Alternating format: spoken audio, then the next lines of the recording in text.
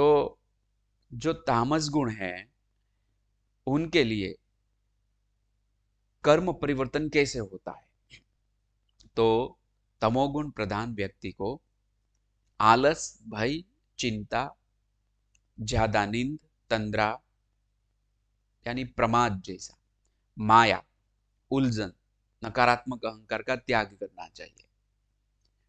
राजस गुण वाली व्यक्ति को उत्साह, सक्रियता, प्रतिष्ठा, संशोधन, इनोवेशन, प्रोत्साहन, अपने लक्ष्य, कमा के आगे बढ़ने की इच्छा, समृद्धि और सुख की इच्छा और सकारात्मक अहंकार रखना चाहिए। यानी यदि रजोगुण प्रधान भी है तो वो खराब नहीं है, लेकिन हमें सकारात्मक रहना चाहिए, भले के लिए करना चाहिए। स्वयं के, सोसाइटी के, देश के, राज्य के, दुनिया के अन्य लोगों की भलाई के लिए, अच्छे के लिए हमें करना चाहिए। और सत्व गुण में है करुणा, दया, दान, अन्यों को मदद करना, बांटने की भावना, इंद्रियों पर संयम, चित्त शुद्धि, अच्छा संग, सरलता, मान रहित यानी मान नहीं होता है, मान नहीं रखना है। तो कभी कभी ये तीनों तीन साथ साथ में भी होते हैं, ऐसा नहीं कि कोई एक गुण नहीं है, तीनों तीन गुण हर एक व्यक्ति में होते हैं।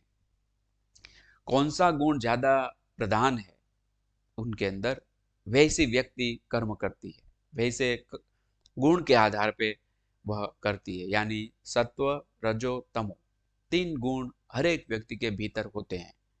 यदि सत्व गुण प्रधान होता है तो दूसरे दो गुण दब जाते हैं।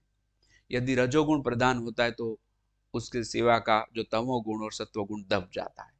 और यदि तमोगुण प्रधान होता है तो रजोगुण और सत्वगुण दब जाता है। इसका बैलेंस करना है अपने कर्तव्य कर्म के हिसाब से और आगे बढ़ना है।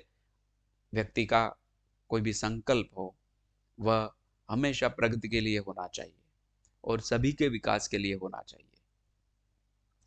तो आलस और नींद अधोगति करवाती है। तमोगुण का जो है आलस और नींद वो अधोगति यानी नुकसान कराती है, व्यक्ति को डाउन करती है।